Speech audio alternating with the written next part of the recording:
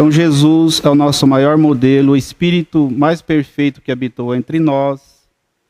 E os seus exemplos, os seus ensinos, nós temos que estar sempre relembrando, procurando entendê-los e praticá-los.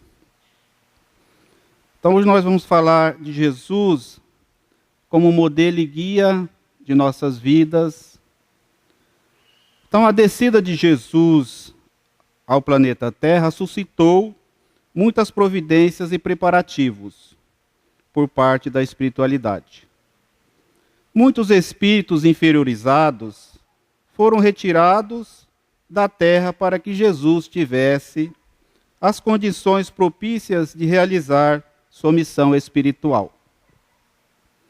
Por outro lado, muitos foram os espíritos escolhidos para preparar-lhe o caminho. Dentre eles citamos João, o Batista, Zacarias, Isabel, Maria de Nazaré,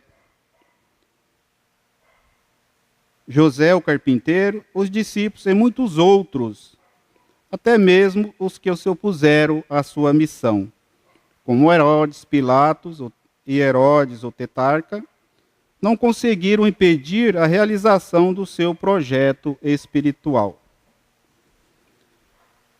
Os ministérios de Jesus foram especificamente dois: a sua missão na Galileia e a sua missão na Judéia. A missão de Jesus na Galileia foi a mais promissora, a mais pacífica e a mais plena em espiritualidade e amor. Poderíamos questionar sobre o porquê Jesus iniciar a sua missão na Galileia.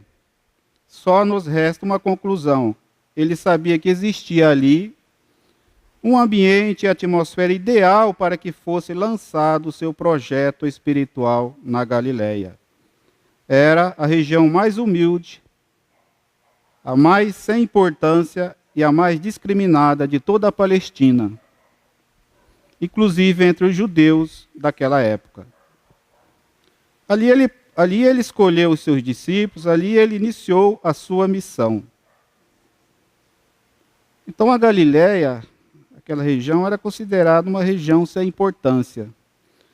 Então por isso quando ele fala a reação de Natanael, confira a reação de Natanael quando Felipe lhe anuncia que encontrara o Messias. Respondeu-lhe Natanael: pode porventura vir coisa boa de Nazaré? Isso está em João 1:46, né? Então Nazaré fica situada na Galiléia e foi primeiramente a cidade onde Jesus foi criado junto com seus pais. Ele pôde ver, sentir e observar a necessidade dos seus conterrâneos, crescendo entre aquele povo, e a partir de sua aldeia, a Galileia, Jesus pôde verificar a necessidade de toda a região norte da Palestina em sua época. Assim, o galileu Jesus encontrou naquela região o ambiente ideal para lançar as sementes da sua boa nova, o Evangelho. Distante de todo o poder romano e da linha sacerdotal que ficavam instalados na Judéia, a Galileia representava o ambiente adequado para o seu trabalho em Cafarnaum, às margens do mar da Galileia. Estava o berço propício em virtude da gente humilde, sofrida e necessitada de assistência material e espiritual que ali habitava.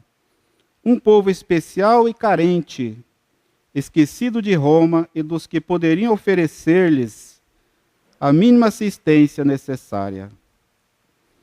Na Galileia, Jesus ensinou e curou estes necessitados humildes e desinformados. Foi ainda na Galileia que Jesus ensinou aos que nada conheceu, nada tinham, e por isso foram todos tão embevecidos e submissos diante da sua mensagem. Receberam alimentos em seus corações, em seus espíritos, um alimento vindo com amor da parte de Jesus. A implantação da sua mensagem inicia-se com a sua presença nas bodas de Caná, na Galiléia. Ali Jesus lançou a semente primeira da sua mensagem entre nós. Este seu primeiro feito miraculoso teve como objetivo principal chamar a atenção dos seus discípulos e dos que ali se encontravam, que, a partir daquele momento, passaram a crer em Jesus sem restrição. Né? Então, as bodas de Caná foi o ponto inicial que Jesus, né? Depois da sua primeira realização em Caná, como não poderia ser diferente, Jesus se dirige a Nazaré, a cidade de seus pais, desejoso de oferecer o melhor àqueles habitantes da terra onde passaram sua infância.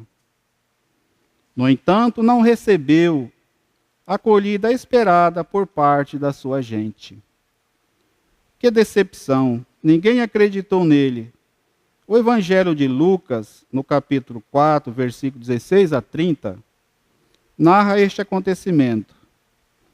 Indo para Nazaré, onde fora criado, entrou num sábado na sinagoga, segundo o seu costume, e levantou-se para ler. Então lhe deram o livro do profeta Isaías, e abrindo o livro, achou o lugar onde estava escrito: O Espírito do Senhor está sobre mim, pelo que me ungiu para evangelizar os pobres. Enviou-me para proclamar a libertação aos cativos e restauração da vista aos cegos, para pôr em liberdade os espíritos oprimidos e apregoar o ano aceitável do Senhor. Tendo fechado o livro, devolveu-o ao assistente e sentou-se. E todos na sinagoga tinham os olhos fitos nele. Então passou Jesus a dizer-lhes: Hoje se cumpriu a escritura que acabais de ouvir. E todos lhe davam testemunho e se maravilhavam das palavras de graça que saíam da sua boca. E diziam: Não é este o filho de José? E eles lhe disseram: Sem dúvida me direis este provérbio: Médico, cura-te a ti mesmo. Faze também aqui na tua pátria tudo o que ouvimos ter sido feito em Cafarnaum. E disse: Em verdade vos digo que nenhum profeta é bem recebido na sua pátria.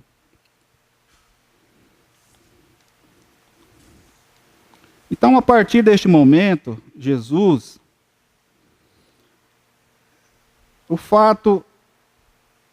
a partir deste fato, Jesus foi habitar em Cafarnaum, pois os necessitados daquela cidade possuíam o germe da fé associada às suas carências. A posição geográfica e a insignificância da Galiléia permitiram que Jesus permanecesse ali por mais de 2 anos, curando, ensinando, assistindo, ajudando aquele povo esquecido dos homens e sem ser notado nem perturbado pelos poderosos da Judéia instalados na cidade de Jerusalém. Enquanto esteve em Cafarnaum, reservava o período das festas judaicas para visitar Jerusalém e começar aos poucos a lançar, através de seus ensinamentos, as sementes do Evangelho, sem chamar muita atenção das autoridades romanas e religiosas ali existentes. Foi na Galiléia que, no início do seu ministério, Jesus proferiu o Sermão do Monte, o maior legado espiritual de todos os tempos, um sermão de conforto, exortação para todos nós. Está nas anotações de Mateus, capítulo 5, 6 e 7. Na sequência, ao descer do monte, curou um leproso que humildemente se prostrou aos seus pés. Acreditando em seu poder, ele solicitando purificação para seu corpo leproso, no seu encontro com o centurião, ficou maravilhado com a sua fé e em seguida cura o seu servo. Na sequência, cura a sogra de Pedro, que encontrava febril. Neste mesmo período, encaminhou espíritos e curou enfermos. Atravessando o mar da Galileia, acalmou uma tempestade e foi até Decápolis, região grega, do outro lado do mar, na terra dos Gardenos, onde encaminhou um grupo de espíritos de 2 possessos. Retornando a Cafarnaum, curou um paralítico, uma mulher com um fluxo de sangue, e ressuscitou a filha de Jairo. O chefe da sinagoga realizou ainda a cura de 2 cegos e um doente mudo. Após a escolha de seus discípulos, proferiu o seu discurso apostólico, onde deu orientação e autoridade a eles e de encaminhar os espíritos, de curar toda espécie de enfermidade e darem de graça o que de graça receberam. Mateus 10. Curou um homem com a mão atrofiada na sinagoga e um dia de sábado, demonstrando ser o homem mais importante do que o sábado. O sábado foi feito para o homem, e não o homem para o sábado. Mateus 12, 9 e 14. Foi ainda nas margens do mar da Galileia que, sentado em um barco, diante de uma grande multidão, proferiu seus mais belos ensinamentos em forma de parábolas. Em hebraico, parábola vem do hebraico, marshal, no grego, parábole, e tem como método básico de ensino um exemplo material com significação espiritual. No Evangelho de Mateus encontramos as seguintes parábolas: a do semeador, a do joio e do trigo, a do grão de mostarda, a do fermento, a do tesouro e da pérola, e a parábola da rede. Afastando-se para um lugar deserto, é seguido pela multidão e ali realizou a primeira multiplicação dos pães. Em seguida, caminhou sobre as águas do mar da Galileia e curou muitos doentes na terra de Genezaré. Partindo para a região de Tiro e Sidom, uma mulher cananeia o segue e, aproveitando a sua passagem por sua terra, pediu-lhe ajuda e Jesus cura sua filha doente. Retornando às cercanias do mar da Galileia, realizou numerosas curas e a segunda multiplicação dos pães. Tomando para si a Pedro, Tiago e João, subiu a uma alta montanha, transfigurou-se e conversou com Moisés e Elias, confirmando ser João, o Elias que voltara para preparar-lhe o caminho, como já profetizara o profeta Malaquias, no capítulo 3, e o próprio Jesus afirma em Mateus 11, 13. Após a descida do monte, Jesus ainda afirmou que Elias voltaria para restabelecer todas as coisas. Na sequência, cura um lunático epilético. Com a parábola da ovelha desgarrada e a do devedor implacável, ensinada em Cafarnaum, Jesus encerra o seu pacífico ministério na Galileia. Mateus capítulo 18. Então Jesus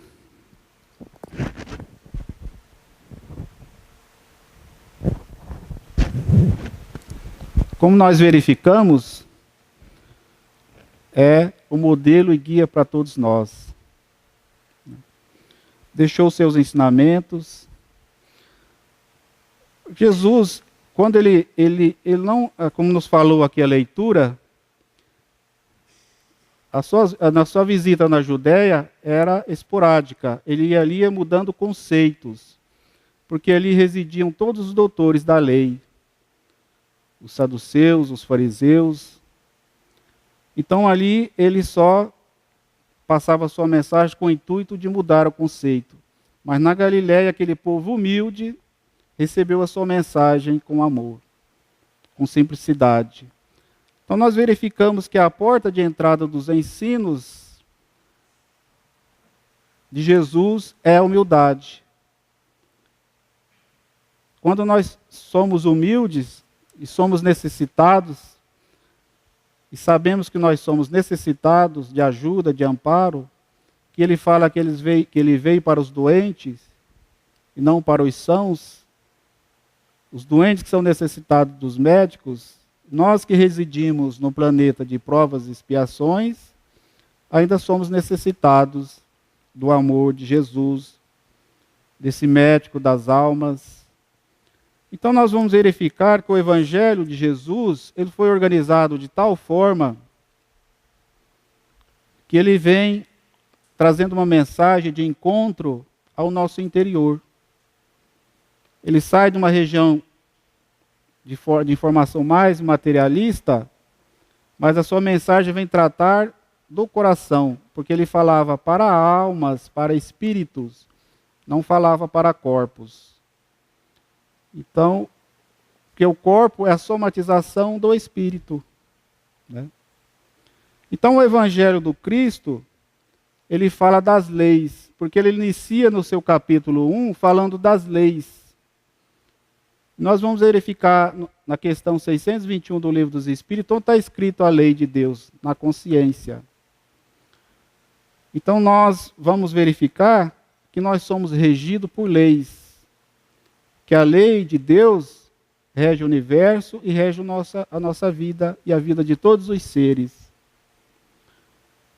Então, a importância da doutrina espírita, o Consolador Prometido, que relata no terceiro livro dos Espíritos, nas leis morais, nas 10 leis morais, vem falar da importância das leis, de nós conhecermos, porque nós conheceremos, quando ele fala, conhecereis a verdade, e a verdade vos libertará, que verdade que ele está falando? De todo esse universo das leis, que nós somos espíritos imortais, e que trazemos uma necessidade de transformação. Por isso que nós estamos aqui, nesta escola, neste planeta. Então, no capítulo 1 do Evangelho, ele fala das leis, que fala, eu não vim destruir a lei. Né? Porque nos princípios básicos da doutrina espírita, vai falar assim, Deus, imortabilidade, comunicabilidade, pluralidade dos mundos habitados. Então, no capítulo 1, ele fala da lei. Né? Gente, não se preocupe, eu não vim destruir nada, eu vim dar-lhe entendimento, vim trazer-lhe novo entendimento sobre as coisas. E aí ele segue logo para o 2. Se nós somos espíritos imortais, meu reino não é deste mundo. Que mundo que Jesus está falando? Ele já está relatando no capítulo 2 a vida futura, que nós somos espíritos imortais. Então, se nós somos espíritos imortais, nós temos um compromisso, uma responsabilidade naquilo que nós fazemos, o porquê que nós estamos aqui, da onde que eu vim, o que eu estou fazendo. E logo no 3, ele fala, há muitas moradas na casa de meu pai, não se turbe o vosso coração. Não se turbe o vosso coração, há muitas moradas na casa de meu pai. Todos nós somos uma morada divina. Se nós somos espíritos imortais, se estamos no planeta de provas e expiações, somos criaturas ainda que demos um pequeno passo no caminho da nossa evolução, ele vem falar da reencarnação, que é uma das leis também de Deus. Quem quiser, né, progredir tem que nascer, nós precisamos nascer, reencarnar. E quem reencarna num planeta de provas e expiações está sujeito o quê? Né? A ter aflição, que vem logo o capítulo 5 do Evangelho segundo o Espiritismo. Bem-aventurados os aflitos.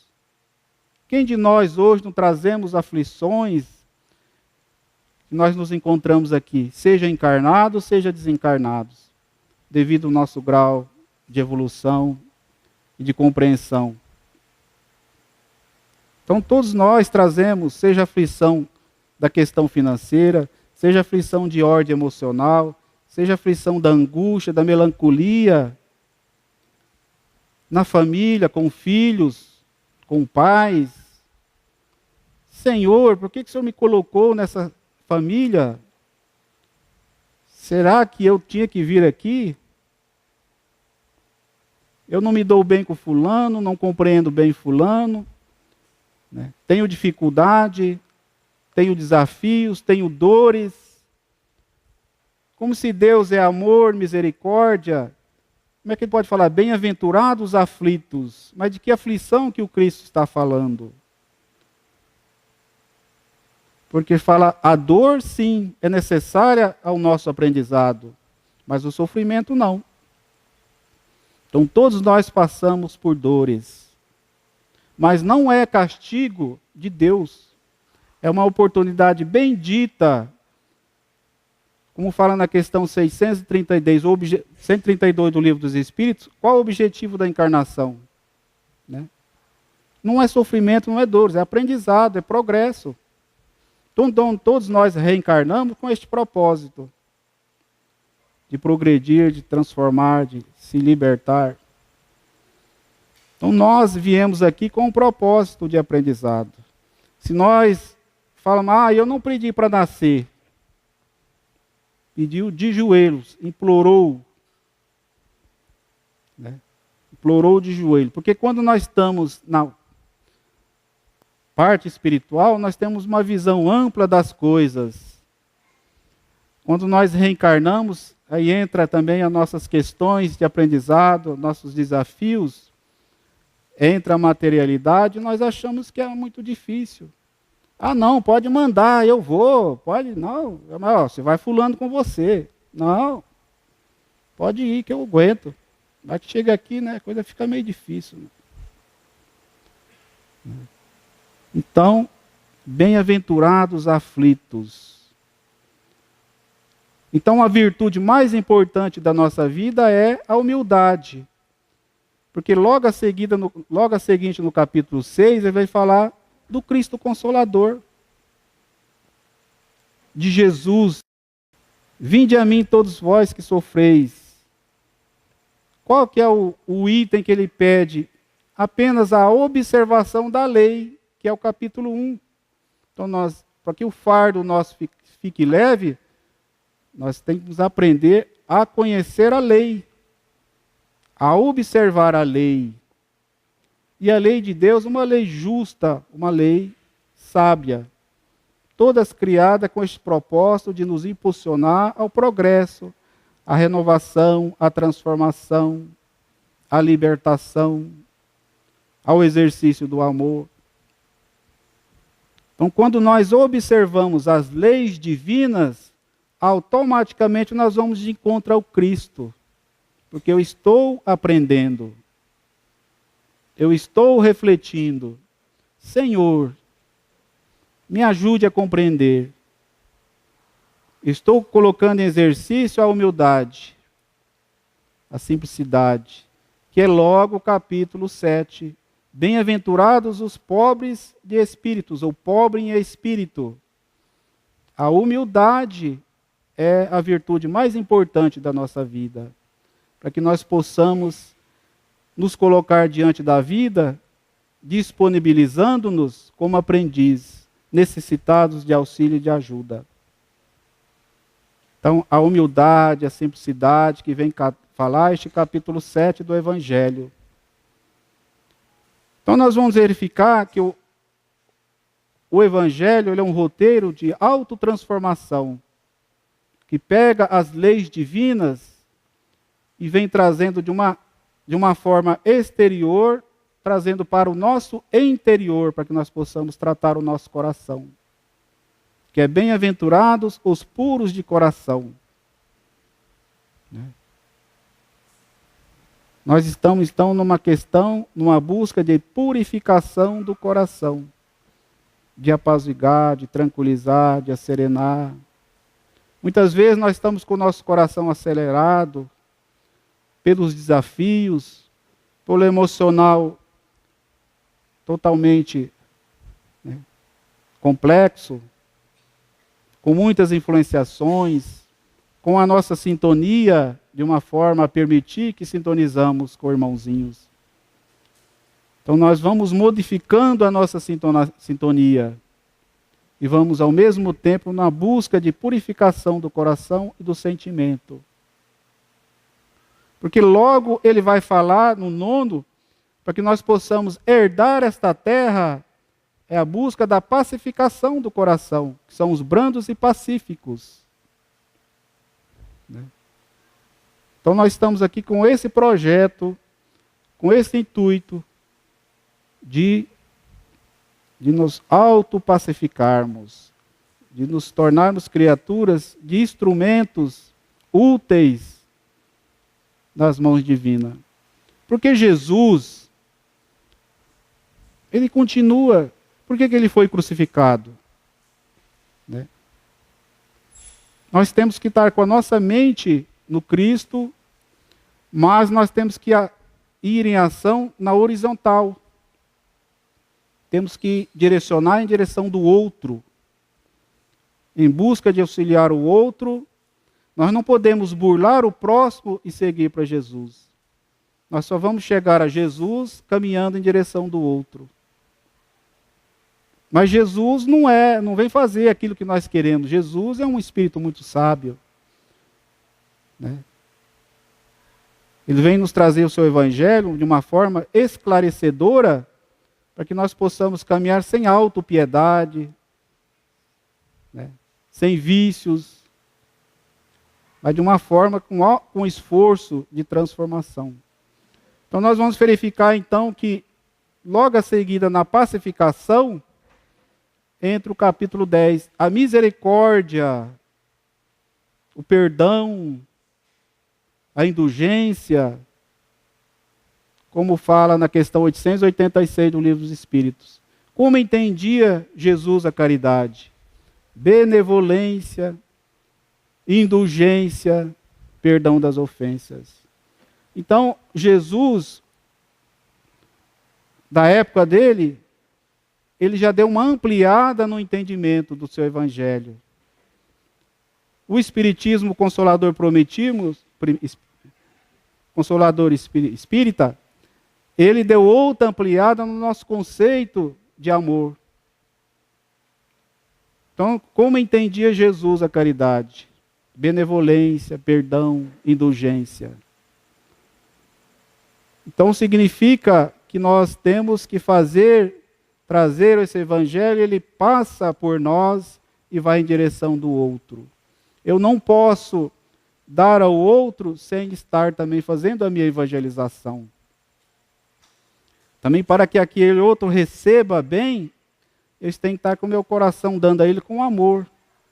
Então, também eu me coloco na posição de aprendiz. Então nós verificamos que até o capítulo 10 é um projeto de trabalho conosco. Um trabalho de aperfeiçoamento, de autoiluminação, de autoaperfeiçoamento. Porque qual que é os caracteres da perfeição moral? Perdão das ofensas, amar os inimigos. E nós vamos verificar que no capítulo 11 é que começa o nosso início de nós darmos ao próximo aquilo que nós temos. Amar ao próximo como a ti mesmo. Então eu nesse projeto, nesta estrada de evolução, que eu caminhei até agora o capítulo 10 do Evangelho, eu já adquiri virtudes para mim e eu vou doar ao outro, porque eu vou amar o próximo como a ti mesmo. Eu vou dar ao outro aquilo que eu tenho. Porque Jesus e o Pai necessitam de nós para a expansão do seu Evangelho. Se um tiver necessitado, Deus vai encaminhar um de nós. Aquele que estiver mais próximo vai ajudar. Né? Então Deus ajuda o homem através do próprio homem. Então nós estamos neste projeto, nessa caminhada de observação das leis, das muitas moradas, da reencarnação, da aflição, da humildade, da purificação de coração, da pacificação e do exercício da misericórdia. Então, daí em diante, é que nós começamos a exercitar o amor ao próximo. Porque amar ao próximo como a ti mesmo. Então, eu vou dar ao outro aquilo que eu tenho. Eu não tenho jeito de eu amar esse, eu não tenho. Então, é por isso que os ensinos do Cristo, o Evangelho, nós precisamos estudar ele diariamente, as lições do Mestre.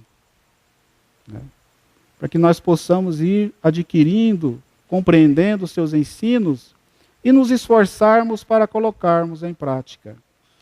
E aí, com toda essa caminhada evolutiva, nós já temos condições de exercitar o amor ao próximo. Se já estamos amando ao próximo, nós temos condição o quê? De amar o inimigo, que é o capítulo 12. Amar o vosso inimigo. E quem é o inimigo? É meu irmão. E por que eu vejo ele como inimigo? Porque ele me fez algo que eu sinto ferido, machucado. Ele não compreendeu, ele não entendeu. Mas é meu irmão. Eu vou ter certa restrição diante dele, mas eu vou exercitar o amor. Eu vou me contentar. E quando nós amamos o inimigo, nós já podemos fazer o bem sem que a mão direita saiba o que faça a esquerda, ou que a esquerda saiba o que faça a mão direita. Eu já estou fazendo o bem pelo bem. Eu estou fazendo o bem porque o outro é meu irmão. Eu estou igualando-me. Eu não preciso mais ostentar, eu não preciso mais rebaixar o outro. Mas eu vejo no outro irmão. Porque na roda da vida, uma hora, eu estou embaixo. Então eu estendo a mão para ele.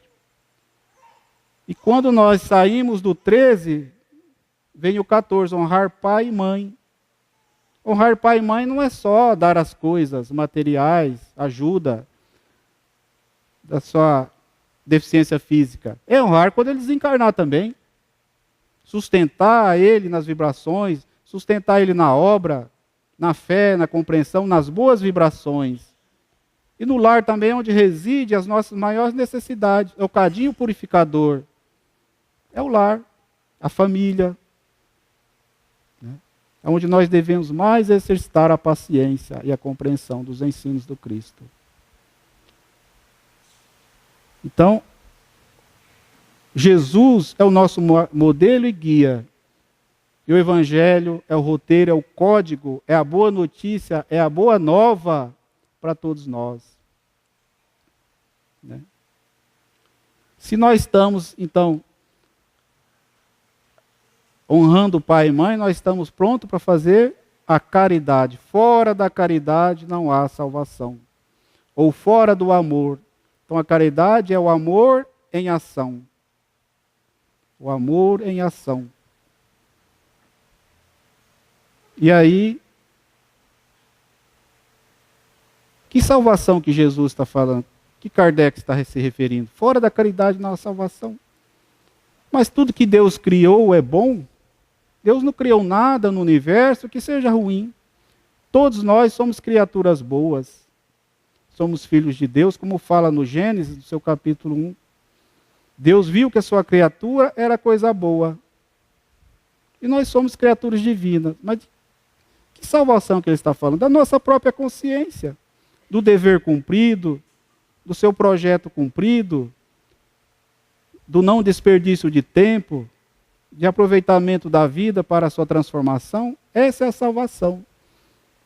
De empregar o seu tempo que Deus nos doa em benefício da nossa autotransformação e no projeto de ajuda ao próximo também. É o capítulo 5º. Então aí já o 16, ele já inicia já outro, que é, e aí eu já não vou fazer o bem. Eu já não vou servir dois senhores, eu vou servir só um Senhor. Eu não posso servir a Deus ou a mamão, eu sirvo a Deus. Porque eu já fiz um projeto de evolução, de caminhada. Então nós estamos hoje chegando ao final do ano, encerrando mais um ciclo. Nós temos que fazer o quê?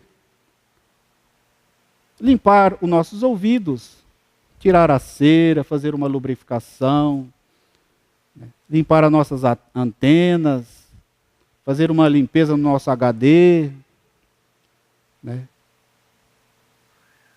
limpar o nosso olho, fazer uma limpeza, verificar tudo aquilo que nós fazer um balanço, fazer um projeto de novo, porque Deus nos colocou um projeto nós para ser vencedores. E nós, se somos filhos de Deus, se nós reencarnamos aqui, é porque Deus acredita em nós.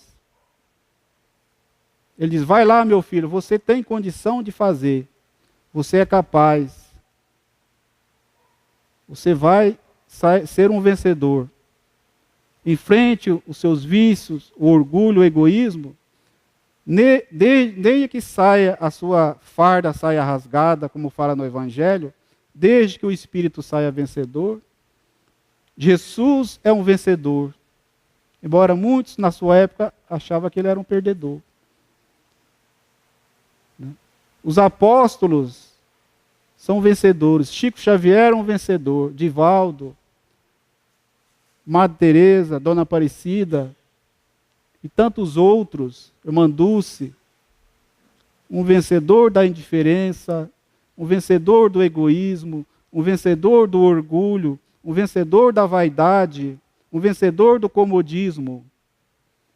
E nós também podemos ser vencedores.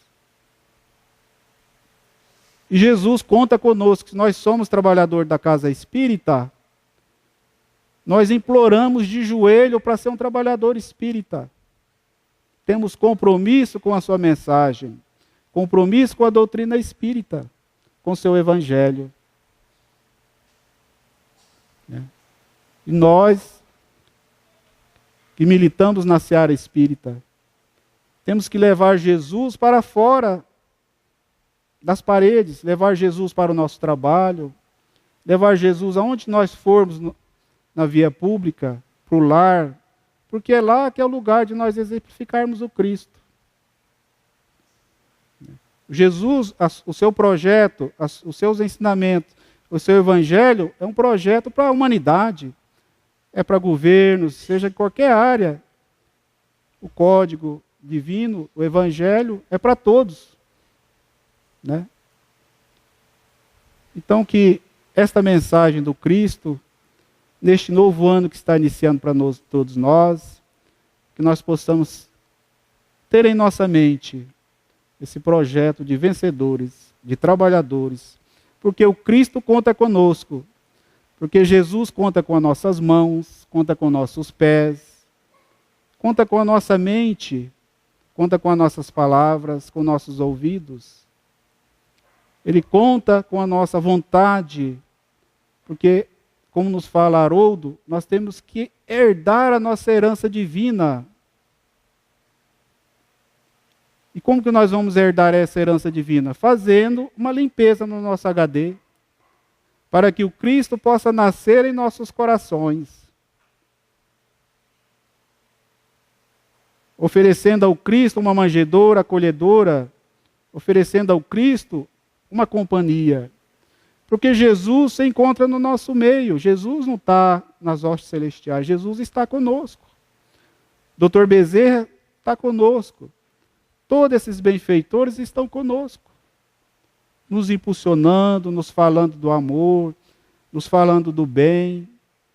E que nós possamos entrar e sintonizar, abrir a nossa mente para ouvir esses benfeitores.